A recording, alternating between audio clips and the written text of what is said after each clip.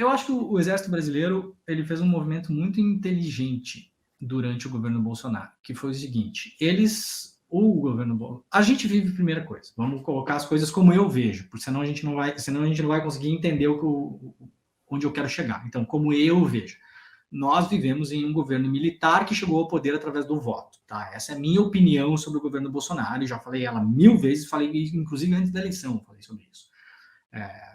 Os militares não precisaram voltar ao poder com um golpe militar clássico, eles voltaram através das eleições, eles fizeram isso plugando na candidatura do Bolsonaro. A candidatura do Bolsonaro é uma candidatura da família militar, né?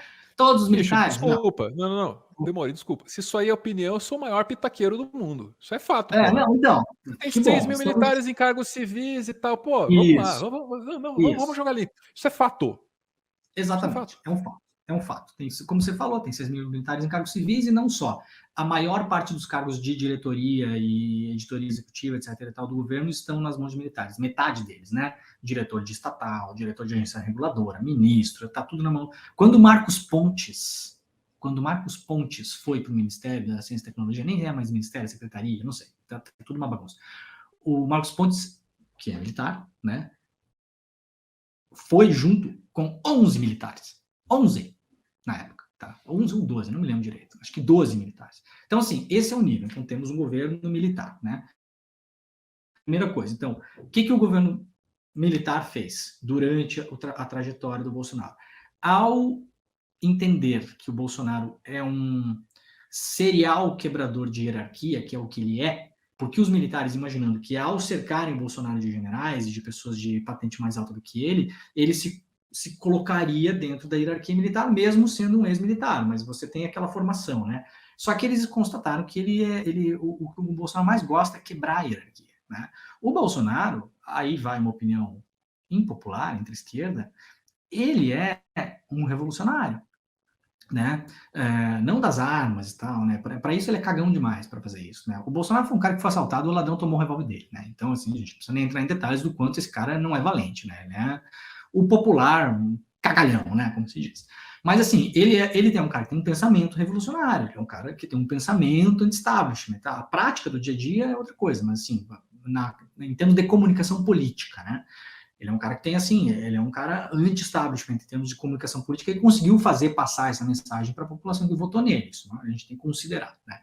Então, ele é um quebrador de hierarquias. Ele é um cara que tomou uma reprimenda no Exército enquanto ainda era do Exército por fazer uma greve e escrever uma carta na Veja para pedir aumento de salário, que é proibido, né? Forças Armadas não podem se organizar em greve, né? Força Armada pelo Estado é proibido de fazer motim. Isso é chamado de motim, né? É uma coisa legal.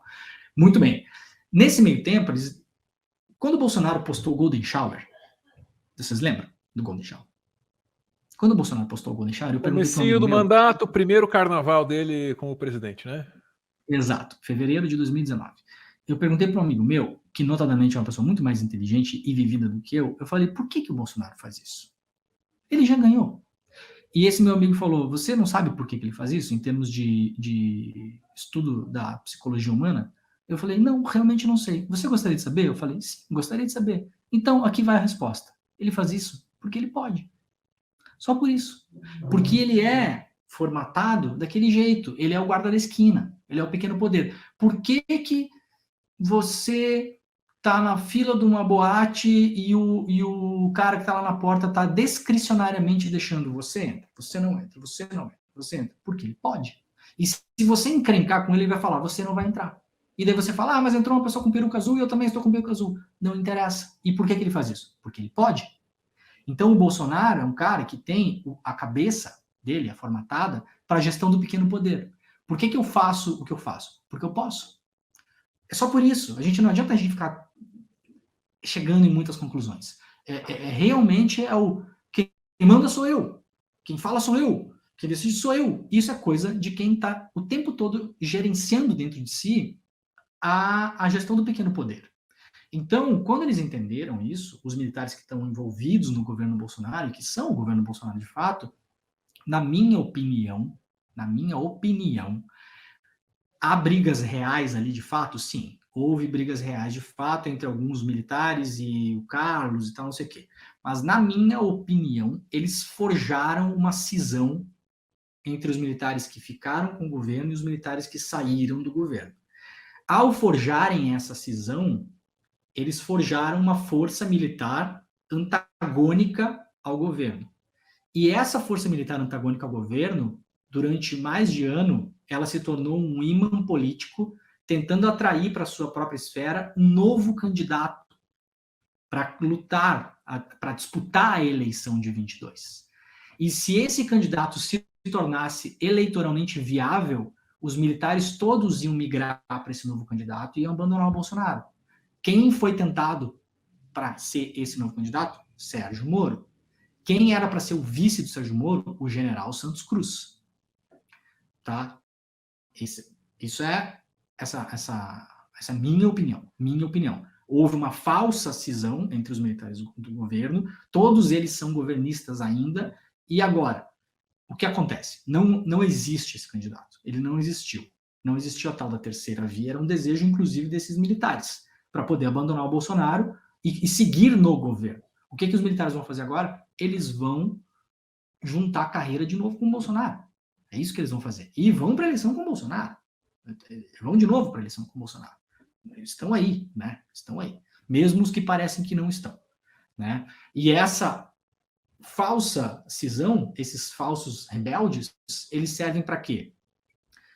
Para, nas maiores crises de loucura do Bolsonaro, que ele faz porque ele pode, eles se coloquem como as vozes moderadoras. Não, nós estamos de olho, nós evitamos que ele faça isso, nós evitamos que ele faça aquilo. Se coloquem assim.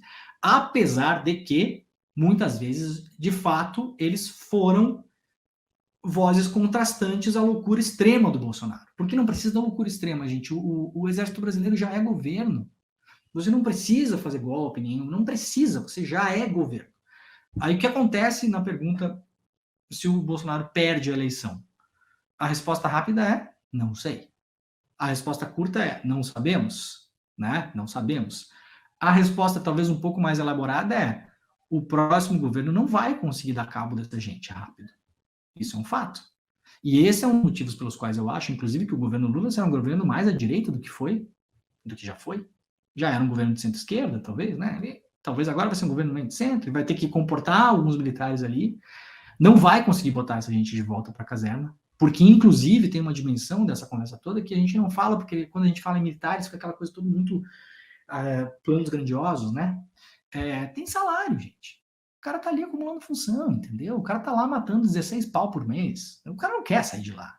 Tá lá na ANAC, fazendo porra nenhuma, coçando o saco. Tá cedido pela força lá na agência de águas do não sei o quê, lá na puta que pariu, não sei da onde, nem bate ponto, nem tem crachá, entendeu? Por que o cara vai abrir mão disso aí? Por quê? Quem diz que vai? Não quer. Duvido que vai querer. Essa gente não vai querer sair dali. Perder poder, perder salário, perder mamata. Tá ganhando lá viagem para fazer missão, não sei da onde, 3 meses na Espanha. Gente, tá... Vocês não têm noção da mamata que tá rolando de militares dentro do governo. Ela não é pouca, não, é muita. Essa gente toda não vai querer sair de lá. Isso aí é várias mordomias, várias coisas, vários jetons, e bônus, e biriris, e bororós, e converscotes, e eventos, e viagens, e intercâmbios, e bariri. Gente, é muita coisa, entendeu? Vai chegar o próximo governo e vai fazer o quê? O Lula vai fazer o quê? Não, agora sai todo mundo daqui que... Vamos lembrar como começou a cair a Dilma? Pesquisem aí, a tal do faxinão que a Dilma queria fazer. Afastando o ministro atrás do outro lá, Lembram disso? Ali ela começou a cair. Por quê? Porque estava fazendo a coisa certa? Sim, mas política real não é bem assim que funciona as coisas. Elas não têm esse tempo que a Dilma achou que tinha. Então, a resposta é mais complicada. Eu acho que o Brasil está fudido. Aconteça o que acontecer por um bom tempo. Essa é a verdade.